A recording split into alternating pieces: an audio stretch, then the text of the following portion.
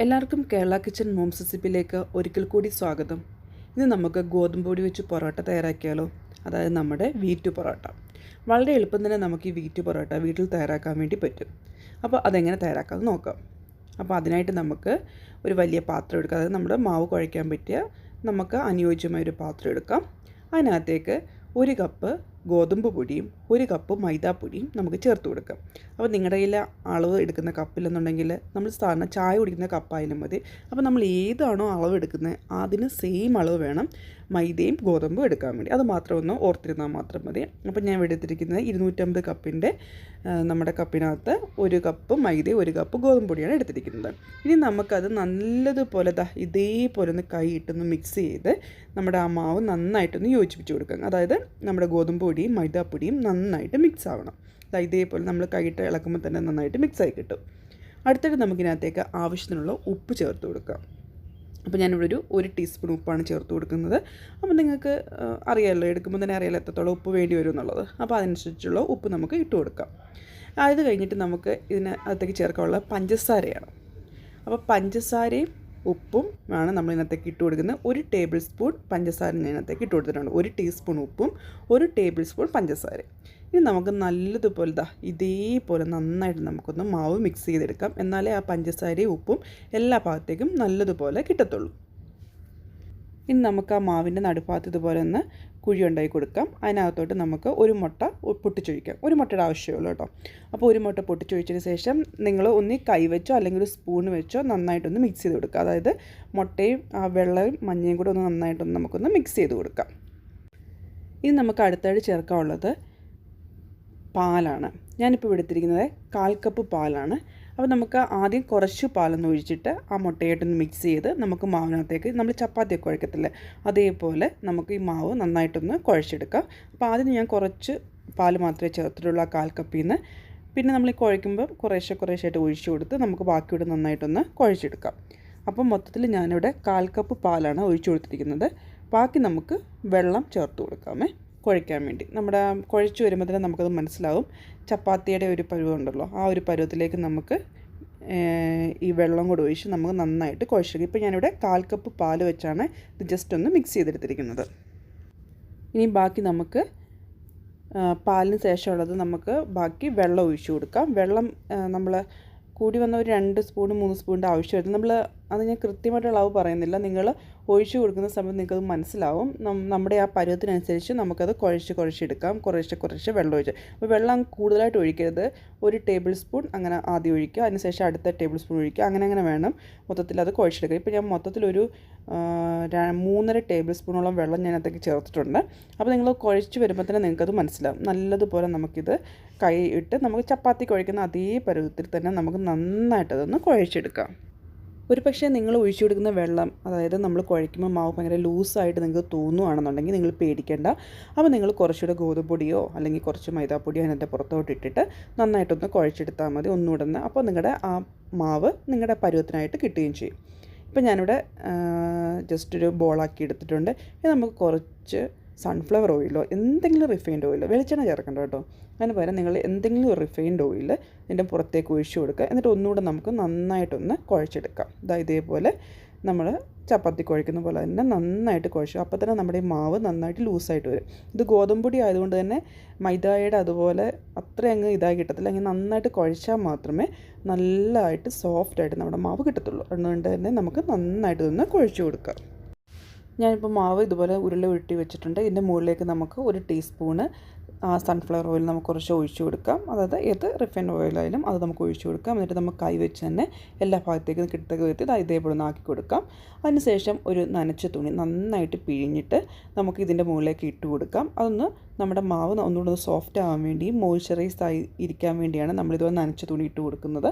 അങ്ങനെ നമുക്ക് ഏകദേശം 1 മണിക്കൂർ നേരമെങ്കിലും ഇത് റെസ്റ്റ് ചെയ്യാൻ വേണ്ടി വെക്കണം. 1 തൊട്ട് 2 മണിക്കൂറൊക്കെ വെക്കുകയാണെങ്കിൽ ഒന്നുകൂടെ നന്നായിട്ട് സോഫ്റ്റായി കിട്ടും. ഞാനിപ്പോൾ 1 മണിക്കൂർ നേരമേ മാറ്റി വയ്ക്കുന്നുള്ളൂ.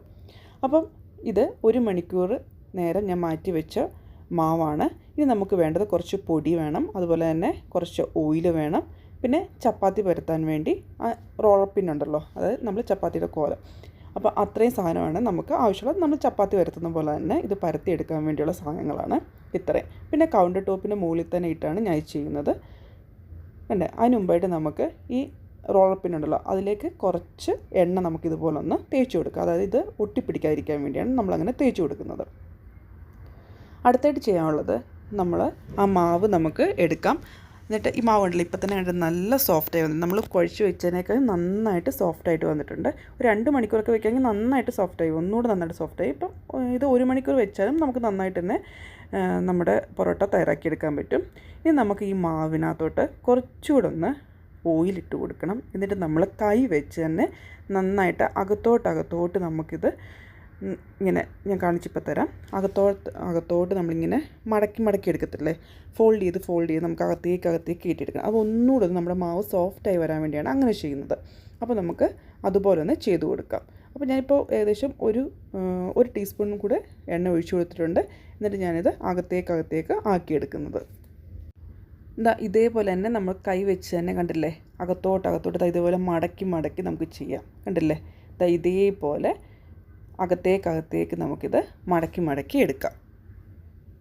അപ്പോൾ തന്നെ നമ്മുടെ മാവ് നന്നായിട്ട് സോഫ്റ്റായി കിട്ടും. അപ്പോൾ നിങ്ങളെ കാണിക്കാൻ വേണ്ടി ഞാൻ തിരിച്ച് കഴിച്ചത് ഇതേപോലെ അടിഭാഗത്തുകൂടി ഇങ്ങനെ മടക്കുമ്പോഴാണ് നമുക്ക് പെട്ടെന്ന് തന്നെ നല്ല സ്പീഡിൽ തന്നെ നമുക്കിങ്ങനെ മടക്കി ചെയ്യാൻ പറ്റും. അങ്ങനെ നമ്മൾ നിർത്താതെ ഒരു 5 മിനിറ്റ് നേരമെങ്കിലും നമുക്കിങ്ങനെ ചെയ്യാമെങ്കിൽ തന്നെ നമ്മുടെ മാവ് നല്ല സോഫ്റ്റായിട്ട് വരും. കണ്ടല്ലേ ഇതേപോലെ നമുക്ക് കൈവച്ച് അകത്തോട്ട് നമ്മളിങ്ങനെ മടക്കി കൊടുക്കത്തില്ലേ, ഇതേപോലെ കണ്ടല്ലേ, അങ്ങനെ നമുക്ക് ചെയ്തെടുക്കാം.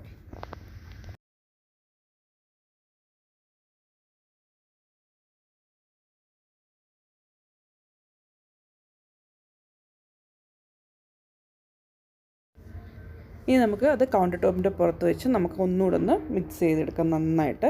ഞാനിപ്പോൾ ചെയ്ത അതേ സ്റ്റെപ്പ് വെച്ച് പോലെ തന്നെ കൗണ്ടർ ടോപ്പിൻ്റെ മുകളിലോട്ട് കുറച്ച് എണ്ണ, അത് ഒട്ടിപ്പിടിക്കാണ്ടിരിക്കാൻ വേണ്ടിയാണ് ഞാൻ എണ്ണ തേച്ചത്.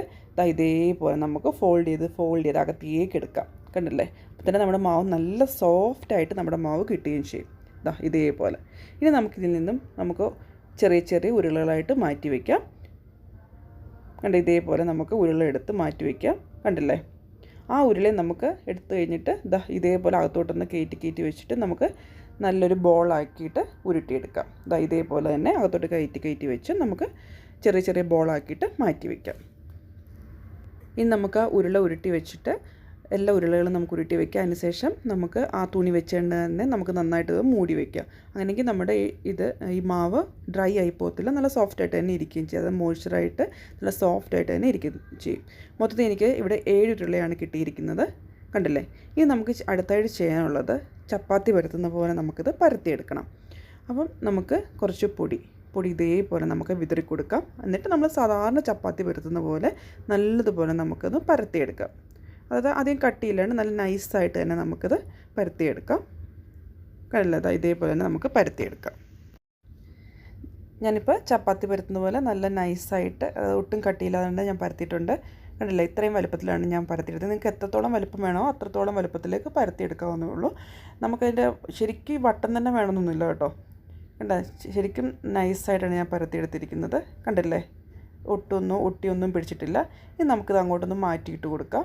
ഇനി അടുത്തായിട്ട് ചെയ്യാനുള്ളത് കുറച്ച് പൊടി നമുക്കതിൻ്റെ മുകളിൽ ഓൾറെഡി പൊടി ഉണ്ട്, അത് നമുക്കിതുപോലെ ഒന്ന് ഇട്ട് കൊടുക്കാം മുകളിൽ. എന്നിട്ട് കുറച്ച് എണ്ണ നമുക്കിതിൻ്റെ മുകളിലേക്ക് ഒഴിച്ചു കൊടുത്തിട്ട് ജസ്റ്റ് നമുക്ക് എല്ലാ ഭാഗത്തേക്കും ഒന്ന് പുരട്ടി കൊടുക്കണം. അത് നിങ്ങൾ മറന്നു പോലത് ഇമ്പോർട്ടൻ്റ് ആയിട്ടുള്ള സ്റ്റെപ്പാണ്. എണ്ണ പുരട്ടി എല്ലാ ഭാഗത്തേക്കും പുരട്ടി കൊടുക്കുക എന്നുള്ളത്. എണ്ണ പുരട്ടിയതിന് ശേഷം അതിൻ്റെ മുകളിലേക്ക് കുറച്ച് പൊടി ഇട്ടാലും മതിയായിരിക്കും. കാരണം ഇവ തമ്മിൽ ഒട്ടിപ്പിടിക്കാണ്ടിരിക്കാൻ വേണ്ടിയാണ് നമ്മളങ്ങനെ ചെയ്യുന്നത്. അപ്പോൾ ബാക്കിയുള്ള ഉരുളകൾ നമുക്ക് ഇതേപോലെ പരത്തിയിട്ട് നമുക്ക് ഇതുപോലെ തന്നെ പൊടിയിട്ട് കൊടുക്കുക, അതിന് മുകളിൽ എണ്ണ തേച്ച് കൊടുക്കുക. അങ്ങനെ നമുക്ക് 7 ഉരുളകളും നമുക്ക് ഇതേപോലെ പരത്തിയെടുക്കാം.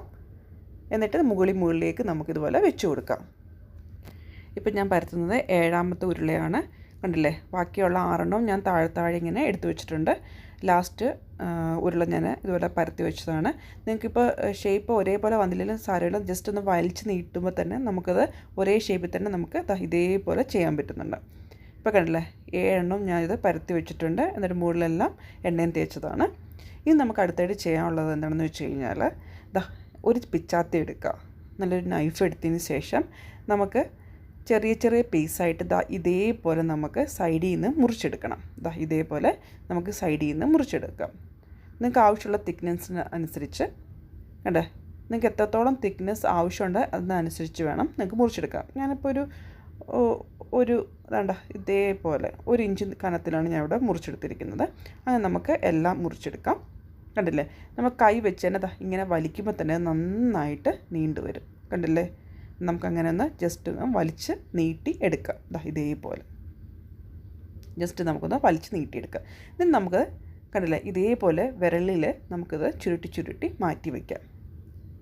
നമ്മൾ തൊട്ടുന്ന് തന്നെ വലിച്ച് അടിച്ചൊന്നുമല്ല നമ്മൾ ചപ്പാത്തി അല്ല നമ്മുടെ പൊറോട്ടയ്ക്ക് വേണ്ടി തയ്യാറാക്കുന്ന. ജസ്റ്റ് ഇതുപോലെ നമ്മൾ മുകളിലേക്ക് നമ്മൾ ആ ബോൾസ് എല്ലാം പരത്തിയിട്ട് നമ്മൾ മുകളിലേക്ക് എടുത്ത് വയ്ക്കുന്നു. എന്നിട്ട് ഇതുപോലെ നൈഫ് വെച്ച് മുറിച്ചിട്ട് ജസ്റ്റ് ഒന്ന് വലിച്ച് നീട്ടുന്നു.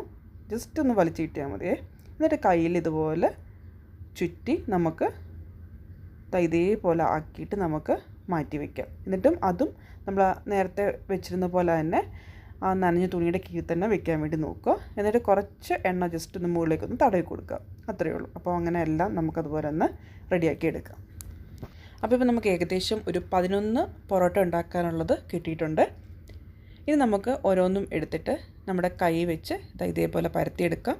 കൈ വെച്ച് പരത്താൻ പറ്റിയിരുന്നെങ്കിൽ നമ്മുടെ റോളർ പിൻ, ചപ്പാത്തിയുടെ റോളർ പിൻ വെച്ച് തന്നെ നമുക്ക് നന്നായിട്ടൊന്ന് പരത്തിയെടുത്ത് നമുക്ക് പൊറോട്ടയുടെ ഇതേപോലെ നമുക്ക് പരത്തിയെടുക്കാം. ഇത് നമുക്കിനി ചുട്ടെടുത്താൽ മതി.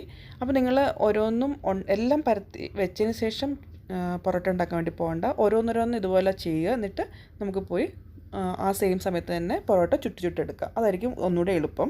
അപ്പോൾ നമുക്കിത് ഈ സമയത്ത് തന്നെ അടുപ്പ് ചൂടാക്കി വെക്കുകയും ചെയ്യാം. അപ്പോൾ ഓരോന്നോരോന്ന് നമുക്കിതുപോലെ പരത്തി വെച്ചിട്ട് നമുക്ക് പൊറോട്ട. അപ്പോൾ നമ്മൾ പൊറോട്ട ഉണ്ടാക്കാൻ വേണ്ടിയുള്ള തവയോടെ ചൂടാക്കിയിട്ടുണ്ട്.